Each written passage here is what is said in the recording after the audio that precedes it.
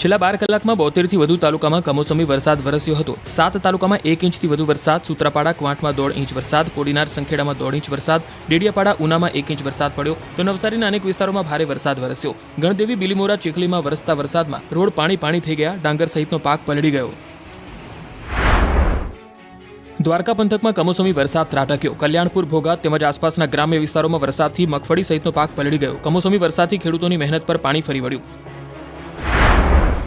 બીજી તરફ દીવનો દરિયો ગાંડતુર બન્યો છે। દરિયામાં ભારે કરંટ જોવા મળતા દરિયામાં 5 થી 6 ફૂટ ઊંચા મોજા ઉછળ્યા હતા। આમ છતાં કેટલાક પ્રવાસીઓ જોખમી રીતે નહાતા નજરે પડ્યા હતા। વારે પણ માવઠાએ ખેડૂતોને રડાવ્યા।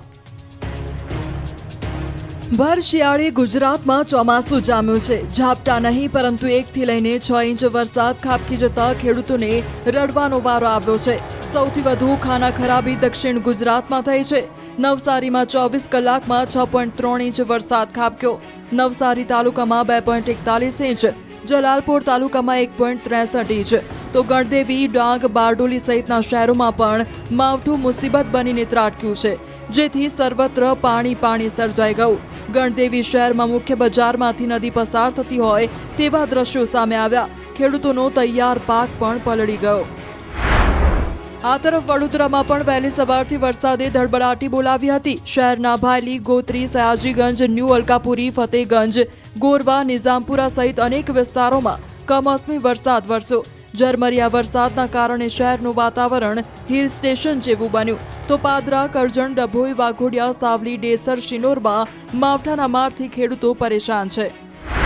તો અમરેલી, રાજુલા, જાફરાબાદ, ખાંભા પંથકમાં વરસાદ વરસ્યો। Rajula, Jafrabad, Pipavav, port, coastal belt વિસ્તારમાં અવિરત વરસાદથી ખેડૂતોના જીવ અદ્ધર થઈ ગયા। જાફરાબાદ તાલુકાના કડિયાળી, નાગેશ્વરી, વઢેરા, બાબરકોટ, મિત્યાળા સહિત ગામમાં કમોસમી આફત વરસતા ખેડૂતોનો પાક પલળ્યો। મોડી રાતથી સવાર સુધી ખેતરોમાં તૈયાર પાક પર વરસતું રહ્યું આફતરૂપી પાણી। ખાંભા, રાજુલા, ધારી, બગસરા, સાવરકુંડલા સહિત વિસ્તારમાં કમોસમી વરસાદથી ખેતરો પાણી થઈ ગયા। ખાંભાના ભાડ, રાયડી, પાટી, જીવાપર, વાંકિયા, નાના વિસાવદર સહિત ગામડાઓમાં કમોસમી વરસાદથી મગફળી, કપાસ, તુવેરના પાકને નુકસાન જવાની ભીતિ સેવાઈ રહી છે। તો ગીર સોમનાથમાં પણ અષાઢી માહોલ જામ્યો છે। ગીર સોમનાથ, દીવમાં પણ વરસાદ પડતા પ્રવાસીઓની મજા બગડી। દીવમાં મોટી સંખ્યામાં પ્રવાસીઓ ઉમટ્યા છે, ત્યારે વરસાદ પડતા રજાના રંગમાં ભંગ પડી ગયો। ભર શિયાળે દીવની શેરીઓ પાણી વહેતા થયા। બીજી તરફ વીજળીના કડાકા ભડાકા સાથે અપાવી અષાઢની યાદ ગીર સોમનાથમાં, જ્યાંના તાલુકાઓમાં કમોસમી વરસાદ વરસ્યો। સૂત્રાપાડામાં 3.5 ઇંચ વરસાદ ખાબક્યો। વેરાવળ અને ઉનામાં 1 ઇંચ વરસાદ નોંધાયો, જ્યારે કોડીનાર, તાલાળામાં 1.5 ઇંચ કમોસમી વરસાદ વરસ્યો। અનેક જગ્યાએ મગફળીના પાથરા પલળ્યા। તો છોટાઉદેપુર જિલ્લામાં વહેલી સવારે ધીમી ધારે વરસ્યો કમોસમી વરસાદ। છેલ્લા 2 દિવસથી વાતાવરણમાં ભારે ઉકળાટ અને વાદળછાયા વાતાવરણની વચ્ચે વહેલી સવારે વરસાદ પડતા વાતાવરણમાં ઠંડક પ્રસરી, પરંતુ ડાંગર, સોયાબીન, અડદ સહિતનો પાક ભીંજાયો। તાપી જિલ્લામાં કમોસમી વરસાદે દે ધનાદન બેટિંગ કરી। વ્યારા સહિત આસપાસના વિસ્તારમાં ઢળતી સાંજે ધોધમાર વરસાદનું આગમન થયું। ધોધમાર વરસાદના પગલે ખેડૂતો ચિંતિત બન્યા। વરસાદના કારણે ડાંગરના તૈયાર ઊભા પાકને વ્યાપક નુકસાન પહોંચ્યું। આ તરફ સુરતમાં કમોસમી વરસાદની આગાહી વચ્ચે અનેક વિસ્તારોમાં ગાજવીજ સાથે ધોધમાર વરસાદ ખાબક્યો। સાંજના સમયે સુરત શહેરના વાતાવરણમાં મોટો પલટો આવ્યો। શહેરના અનેક વિસ્તારોમાં ગાજવીજ અને ભારે પવન સાથે ધોધમાર વરસાદ વરસ્યો। હજુ 5 દિવસ માવઠાથી નહીં મળે છુટકારો। ગુજરાતમાં માવઠાના મંડાણ થઈ ગયા છે, ત્યારે ખેડૂતો માટે રાહતને બદલે વધુ ચિંતાજનક સમાચાર આવ્યા। હવામાન વિભાગે આગાહી કરી છે કે હજુ 5 દિવસ સુધી માવઠું પીછો નહીં છોડે। અરબી સમુદ્રમાં ડિપ્રેશન સક્રિય થવાથી સૌરાષ્ટ્ર અને દક્ષિણ ગુજરાતમાં ભારેથી અતિ ભારે વરસાદ પડી શકે છે, સાથે જ વાવાઝોડાનો પણ ખતરો છે। तो इनके प्रभाव से जो है अगले 4 दिन गुजरात रीजन में और अगले 5 दिन सौराष्ट्र कच्छ में हैवी रेन का संभावना है। डे 1 और डे 2 में जो ऑरेंज अलर्ट के साथ वेरी हैवी दिया है हमने, जिसमें सौराष्ट्र कच्छ में अमरेली है, भावनगर, गिर सोमनाथ, दीव इत्यादि है। और गुजरात रीजन में भरूच, सूरत कोस्ट के अलोंग जो डिस्ट्रिक्ट्स हैं, जिसमें भरूच आ गया, सूरत है, नवसारी, वलसाड, दादर नगर हवेली और दमन, इनमें ऑरेंज अलर्ट दिया है डे 1 में।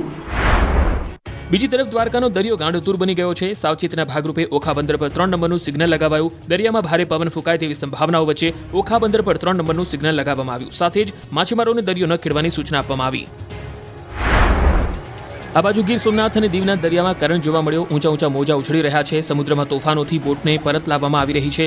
સિઝન શરૂ થતાં જ દરિયામાં તોફાનના કારણે માછીમારો ચિંતામાં મુકાયા. સાગર પુત્રોને સતત ત્રીજી વાર દરિયામાંથી પરત ફરવું પડ્યું.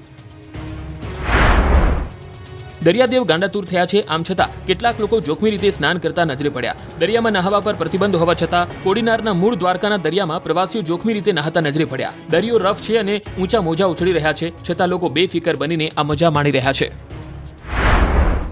સમુદ્ર ખૂંખાર બનતા સોમનાથના દરિયામાં બોટ ડૂબી જવાની ઘટના સામે આવી. દરિયામાં 13 નોટિકલ માઇલ દૂર ઉનાના નવા બંદર ગામની સૂરજ સલામતી નામની બોટ ડૂબી હતી, જ્યારે 8 ખલાસીને બચાવી લેવાયા. આ તરફ વલસાડ જિલ્લા ઉપરાંત સંઘ પ્રદેશ દમણના દરિયા કિનારે 3 નંબરનું ભયસૂચક સિગ્નલ લગાવવામાં આવ્યું. આથી માછીમારોને દરિયો નહીં ખેડવાના સૂચનો આપવામાં આવ્યા. પરિણામે દમણના દરિયા કિનારે બોટોનો ખડકલો લાગ્યો છે. 2 નવેમ્બર સુધી માવઠું ખેડૂતોનો પીછો નહીં છોડે. ડિસેમ્બરમાં ખતરનાક વાવાઝોડાની કરાઈ છે આગાહી.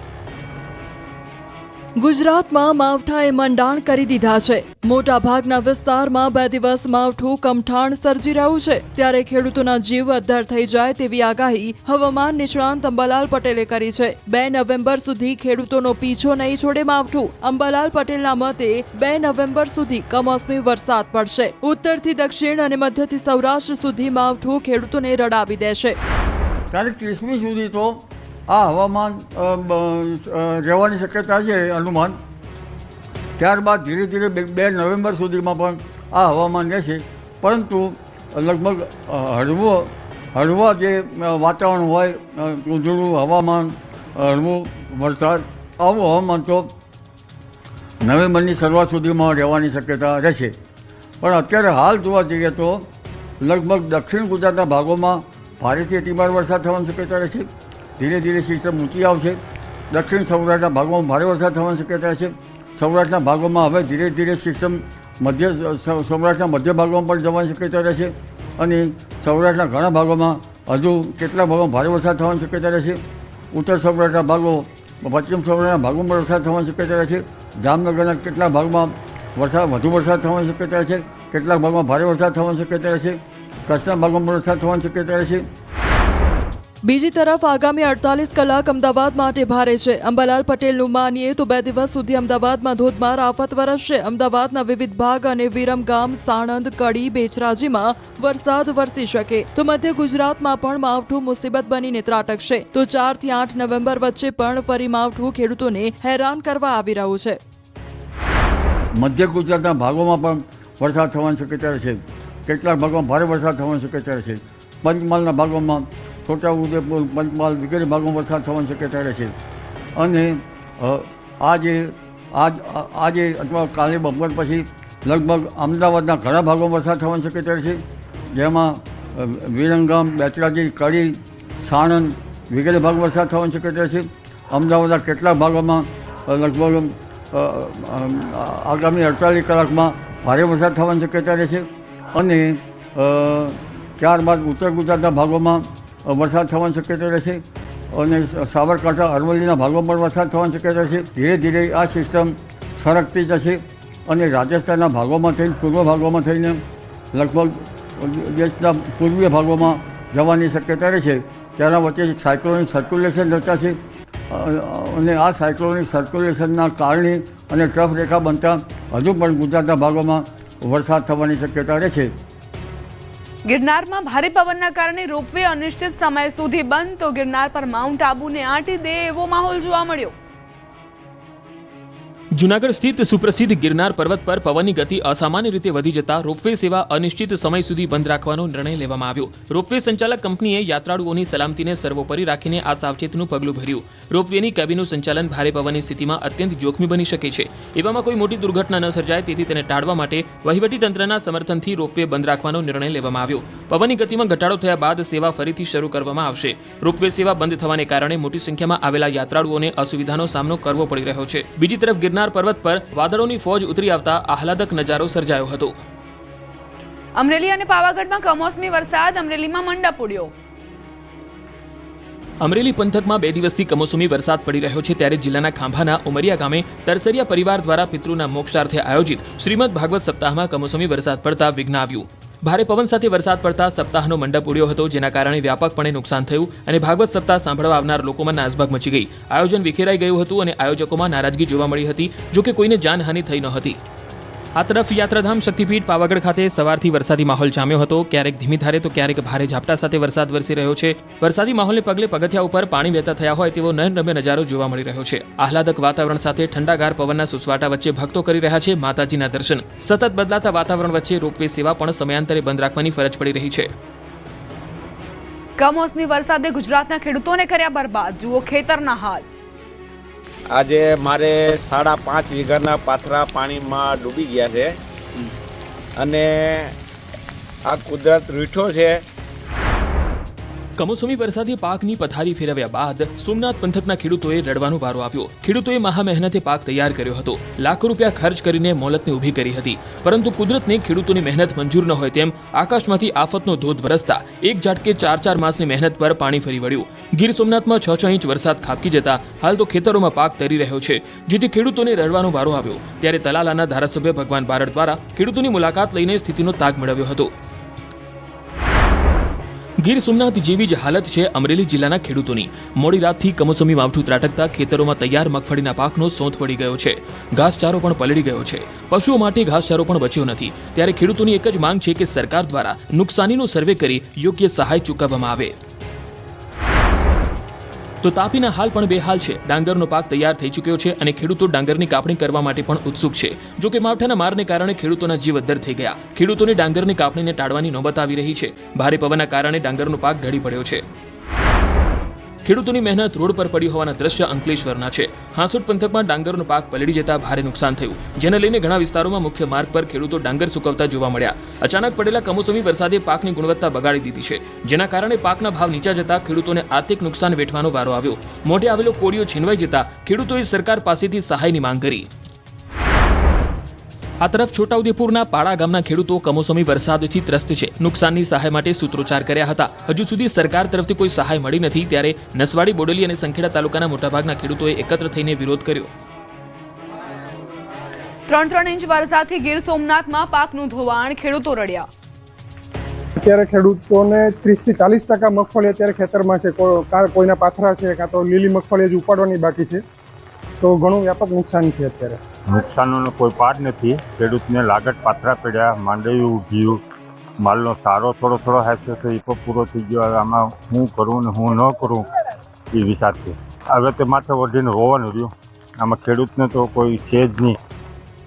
આ વેદના છે ગીર સોમનાથ પંથકના ખેડૂતોની, કેમ કે 4 મહિના સુધી મહેનત કરી પાક તૈયાર કર્યો. પાકના પાથરા તૈયાર હતા, હવે બસ તેને ભરીને સલામત સ્થળે મૂકવાના હતા. ત્યારે જ આકાશમાંથી આફત વરસી પડતા અફરાતફરી મચી ગઈ. પાક બચાવવા માટે ખેડૂતોને દોડધામ કરવી પડી. એવો વરસાદ વરસ્યો કે ખેડૂતોની નજર સામે જ તેમની મહેનત ધોવાઈ ગઈ. મગફળી, કપાસ, સોયાબીન સહિતના પાક પર માવઠું મુસીબત બનીને વરસ્યું તો પાક બચાવવા ખેડૂતો આખી રાત સુધી દોડાદોડી કરતા નજરે પડ્યા. આમ છતાં મગફળીનો પાક, પશુઓ, ઘાસચારો પાણીમાં પલળ્યો. કેટલાક ખેડૂતોએ મોડી રાત સુધી થ્રેસર દ્વારા મગફળી કાઢી તો કેટલાકે મગફળી પાથરા પર તાલપત્રી ઢાંકી પાકને બચાવવાનો પ્રયાસ કર્યો. માવઠાના કારણે કેશોદ પંથકમાં પાક ઢાંકવા તાડપત્રીની જબરી ડિમાન્ડ નીકળી, લાગી લાઈનો. આગાહી મુજબ જૂનાગઢ કેશોદ પંથકમાં 2 દિવસથી માવઠું કમઠાણ સર્જી રહ્યું છે. ખેતરોમાં મગફળી સહિતનો પાક તૈયાર થઈને પડ્યો છે. ત્યારે જ આકાશમાંથી આફત વરસતા ખેડૂતો પોતાનો મહામૂલો પાક બચાવવા દોડાદોડી કરવા લાગ્યા. તાડપત્રીથી પોતાના પાકને કમોસમી વરસાદથી બચાવી રહ્યા છે. ત્યારે કેશોદ પંથકમાં તાડપત્રીની જબરી ડિમાન્ડ નીકળી પડી છે. દુકાન બહાર તાડપત્રી ખરીદવા માટે ખેડૂતોની કતાર લાગી છે. એટલી મોટી માત્રામાં તાડપત્રીની માંગ નીકળતા તાડપત્રી ખૂટી પડી છે, જેથી ખેડૂતો મૂંઝવણમાં મુકાયા છે. હવે તાડપત્રી વગર ખુલ્લો પડેલો મગફળી, કપાસ સહિતનો પાક કેવી રીતે બચાવવો તે સવાલ ઊભો થયો છે. ત્યારે ખેડૂતોએ ટેકાના ભાવે ઝડપથી ખરીદી શરૂ કરવા માંગ કરી છે. તાલપત્રી લેવા માટે સવારે 6 વાગ્યાના ઊભા હતા. અત્યારે 9, 9:30 વાગે મને એક તાલપત્રીનો ગટકો મળ્યો છે. બાકી ભર ઢાંકવા માટે ટોપલા કે કોઈ વસ્તુની વ્યવસ્થા બજારમાં નથી. વરસાદની આગાહી કે ખેડૂતનો માલ તૈયાર થઈ ગયેલો ખેતરમાં પડ્યો છે. સરકાર ખરીદી કરવાનું વાતું કરે છે પણ હજી ચાલુ કર્યું નથી ક્યાંય. એક બાજુ મજૂર નથી મળતા, પછી આ તાલપત્રી લેવા જાવી, માલ તૈયાર થયો છે તો ઈ પલરે છે. આ ખેડૂને શું કરવું હવે? આ કોઈ સંજોગ જ નથી. માવઠાના ખતરાને લઈને બોટાદ યાર્ડમાં પાક ઢાંકીને લાવવા ખેડૂતોને અપાઈ સૂચના. દિવાળીના વેકેશન બાદ બોટાદ માર્કેટિંગ યાર્ડમાં 27 ઓક્ટોબરથી ખરીદી શરૂ થશે. હાલ બોટાદ સહિત સૌરાષ્ટ્ર અને ગુજરાતમાં હવામાન વિભાગે કમોસમી વરસાદની આગાહી કરી છે, જેના પગલે બોટાદ માર્કેટિંગ યાર્ડમાં ખેડૂતોને પોતાની જણસ પલળે નહીં તેવી રીતે ઢાંકીને લાવવા સૂચન કરાયું છે. તેમજ યાર્ડ ખાતેના શેડમાં જણસ રાખવા સૂચના આપવામાં આવી છે. યાર્ડમાં અનેક ગોડાઉન ખાલી છે, જેમાં વાહનો પ્રવેશ કરી શકે તેવી યોગ્ય ક્ષમતા હોવાથી ખેડૂતોને શેડ અથવા ગોડાઉનમાં જણસ રાખવા સૂચના આપવામાં આવી છે. માવઠા વચ્ચે સાપુતારામાં કુદરતી સૌંદર્ય ખીલી ઉઠ્યું. દક્ષિણ ગુજરાતમાં માવઠાના માર વચ્ચે સાપુતારાનો આહલાદક નજારો સામે આવ્યો છે. દિવાળીના વેકેશનમાં સાપુતારામાં પ્રવાસીઓ ઉમટી પડ્યા છે, ત્યારે જાણે વાદળો હિલ સ્ટેશન સાપુતારામાંના પર્વતો સાથે વાતો કરવા આવી પહોંચ્યા હોય તેવો નજારો સામે આવ્યો છે. પર્વતોની હારમાળા વચ્ચે જાણે સફેદી છવાઈ ગઈ છે. ગિરિમથક સાપુતારા વાદળોથી ઘેરાયું છે. લીલાછમ પર્વતોની હારમાળા ઉપર સફેદ સફેદ વાદળો અભિષેક કરવા પહોંચ્યા હોય તેવો નયનરમ્ય નજારો લાગી રહ્યો છે. ટેબલ પોઈન્ટ અને સનરાઈઝ પોઈન્ટ ઉપર આકર્ષક દ્રશ્યો જોવા મળી રહ્યા છે. હવામાન વિભાગની આગાહી વચ્ચે સુરતમાં ધોધમાર વરસાદ ખાબક્યો. અરબી સમુદ્રમાં સર્જાયેલા ડીપ ડિપ્રેશનને લઈ દક્ષિણ ગુજરાતમાં વિદાય લઈ લીધેલા વરસાદે ફરી એન્ટ્રી કરી. છેલ્લા 1 કલાકમાં પડેલા વરસાદને લઈ સુરતના અનેક વિસ્તારોમાં પાણી ભરાઈ ગયા. એશિયાની સૌથી મોટી બનાસ ડેરીના સતત 3જી વાર ચેરમેન બન્યા શંકર ચૌધરી. સતત 3જી વાર એશિયાની સૌથી મોટી ડેરી કહેવાતી બનાસ ડેરીની કમાન શંકર ચૌધરીના હાથમાં સોંપવામાં આવી. બનાસ ડેરી ખાતે યોજાયેલી બેઠકમાં ફરી એકવાર બનાસ ડેરીના ચેરમેન પદે થરાદના ધારાસભ્ય શંકર ચૌધરી સર્વાનુમતે વરણી કરવામાં આવી.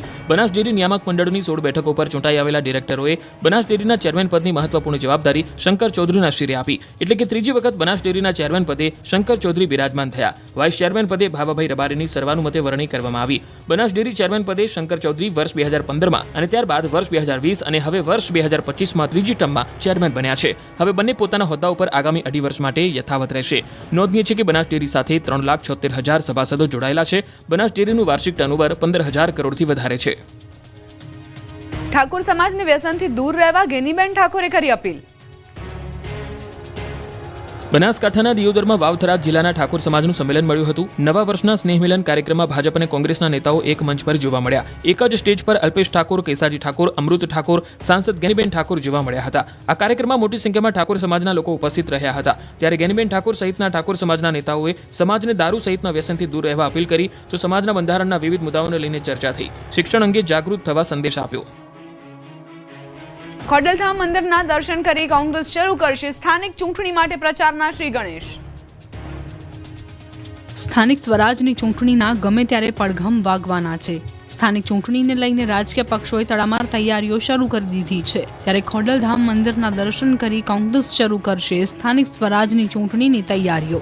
28 ઓક્ટોબરના રોજ કોંગ્રેસના પ્રદેશ પ્રમુખ અમિત ચાવડા અને ગુજરાત કોંગ્રેસના પ્રભારી મુકુલ વાસનિક કાગવડ ખોડલધામના દર્શન કરવા જશે. ખોડલધામ ખાતે મંદિરમાં ધ્વજા ચડાવી આશીર્વાદ લેશે. સ્થાનિક સ્વરાજની ચૂંટણી પહેલા પ્રચારના શ્રી ગણેશ કરશે. નવા વર્ષની શરૂઆત માતાજીના આશીર્વાદ સાથે કરશે. આ સાથે કોંગ્રેસ દ્વારા વન ડે વન ડિસ્ટ્રિક્ટ અભિયાન શરૂ કરાશે. સૌરાષ્ટ્રમાં ખેડૂતોના મુદ્દે સંમેલન યોજાશે. બોટાદ ખાતે કોંગ્રેસ ખેડૂત સંમેલનનું આયોજન કરાયું છે. રાજકારણ હોય કે સમાજ સેવા, રાજુલાના ધારાસભ્ય હીરા સોલંકી હંમેશા પોતાના આગવા અને આક્રમક મૂડ માટે જાણીતા છે. ફરી એકવાર તેઓ ગરીબ અને પીડિત પરિવારની વહારે આવ્યા અને આક્રમક મૂડમાં જોવા મળ્યા. ગરીબ પરિવારની વહારે હીરા સોલંકી પહોંચ્યા. રાજુલાના પટવા ગામના પરિવારના મજૂરને મહુવાના આસરાણા ગામના કેટલાક લોકોએ માર માર્યો હતો. ત્યારે હીરા સોલંકી પટવા ગામમાં પહોંચ્યા અને અસામાજિક તત્વોને ગર્ભિત ચેતવણી આપી દીધી. ધારાસભ્યના આક્રમક વલણ અને પીડિત પરિવારને આપેલા સપોર્ટનો વિડીયો હાલ સોશિયલ મીડિયામાં વાયરલ થઈ રહ્યો છે. બીજી તરફ ધારાસભ્યની આક્રમકતાથી વિસ્તારના અસામાજિક તત્વોમાં ફફડાટ ફેલાયો છે. હવે કોઈ અડશે નહીં ને આ લોકોને એમ બરાબર ને કે ઓલા ભાઈઓ છે ને આ કાળું સીડું એ લોકોને કહી દેજો આ જાફરાબાદ કાંઈ આખું છે નહીં. હવે કોઈ અડ્યું આ કોળી સમાજના કોઈને પણ. હા, એટલું જવાબદારી લેજો તમે. છોટાઉદેપુર જિલ્લામાં ભાજપને મોટો ઝટકો મળ્યો છે. તાલુકા પંચાયતના કારોબારી અધ્યક્ષ રાજેશ રાઠવાએ ઇન્સ્ટાગ્રામ પર રાજીનામું પોસ્ટ કરતા ખળભળાટ મચી ગયો. સ્થાનિક સંગઠન અને વહીવટી કારણ આપીને તેમણે રાજીનામું ધર્યું. હવે આમ આદમી પાર્ટીમાં જોડાય તેવી શક્યતા છે. આવતીકાલે ચૈતર વસાવાનો છોટાઉદેપુરમાં કાર્યક્રમ છે, જેમાં આપનું ઝાડુ પકડી શકે છે. બીજી તરફ લાભ પાંચમના શુભ દિવસે દર્શનાબેન વાઘેલાએ રાજ્યકક્ષાના મંત્રી તરીકેનો ચાર્જ સંભાળ્યો. પોતાના કાર્યાલયમાં સત્યનારાયણ ભગવાનની કથા કરાવી, પરિવાર સાથે પૂજા અર્ચના કરી, શહેરી વિકાસ અને શહેરી ગૃહ નિર્માણના મંત્રી તરીકેની જવાબદારી સંભાળી. લાભ પાંચમના શુભ અવસરે મંત્રીઓએ ચાર્જ સંભાળ્યો. રાજ્યકક્ષાના વન અને પર્યાવરણ મંત્રી પ્રવીણ માળીએ પદભાર સંભાળ્યો. રાજ્યકક્ષાના મંત્રી મનીષા વકીલે પણ સ્વર્ણિમ સંકુલ 2 ખાતે ચાર્જ સંભાળ્યો. મનીષા વકીલને મહિલા અને બાળ કલ્યાણ વિભાગ સોંપાયો છે તથા સામાજિક ન્યાય અને અધિકારીતા ખાતાના મંત્રી છે. દ્વારકામાં કાર ચાલકે બાઇક ચાલકને હવામાં ફૂટબોલની જેમ ફંગોળ્યો. દ્વારકામાં ફરી એકવાર રફતારના રાક્ષસોનો આતંક જોવા મળ્યો. જામ ખંભાળિયા દ્વારકા હાઈવે પર માતેલા સાંઢની માફક આવતા કાર ચાલકે એક બાઇક ચાલકને જોરદાર ટક્કર મારી. રોડ ક્રોસ કરતી વખતે પૂરપાટ દોડતી આવતી કારે બાઇક ચાલકને એવી ટક્કર મારી કે 5 ફૂટ દૂર સુધી ઢસડાયો હતો. ફૂટબોલની માફક હવામાં ફંગોળ્યો હતો. કારની સ્પીડ એટલી ખતરનાક હતી કે બાઇક ચાલકનું ઘટના સ્થળે જ મૃત્યુ થયું. કારના આગળના ભાગના પણ ફૂરચા ઉડી ગયા. કપાસિયા તેલ ખરીદતા પહેલા સૌ કોઈ વિચાર કરજો. ડબ્બામાંથી નીકળ્યો મૃત ઉંદર. જો તમે ઘરે કપાસિયા તેલ ખરીદતા હો તો 100 વાર વિચારજો. તેલનો ડબ્બો ઘરે લાવીને તેને તુરંત બીજા વાસણમાં ખાલી કરી નાખજો. ક્યાંક તમારા તેલના ડબ્બામાં મૃત ઉંદર તો નથી ને? આવું અમે એટલા માટે કહી રહ્યા છીએ કેમ કે જૂનાગઢ જિલ્લામાં જીલમિલ બ્રાન્ડના કપાસિયા તેલમાંથી એક મૃત ઉંદર નીકળતા ખળભળાટ મચી ગયો. એક ગ્રાહકે બજારમાંથી જીલમિલ બ્રાન્ડનું 5 લીટર કપાસિયા તેલનો ડબ્બો ખરીદ્યો હતો. ઘરે જઈને જ્યારે તેલ રસોઈ માટે વપરાયું ત્યારે પરિવારના સભ્યોને અસામાન્ય સ્વાદ અને વાસ જણાઈ. તપાસ કરતા ડબ્બાની અંદર એક મૃત ઉંદર મળી આવ્યો. આ દ્રશ્ય જોઈને સૌને અચંબો લાગ્યો અને ઉલટી ચક્કર જેવી પરિસ્થિતિ સર્જાઈ. મૃત ઉંદરવાળું તેલ આરોગ્ય બાદ 3 લોકોને ઝેરી અસર થતા તેમને સારવાર માટે હોસ્પિટલે ખસેડવાની ફરજ પડી. આ અંગે ખાદ્ય સુરક્ષા વિભાગે તપાસ હાથ ધરી અને તેલનો નમૂનો લેબોરેટરીમાં મોકલવામાં આવ્યો.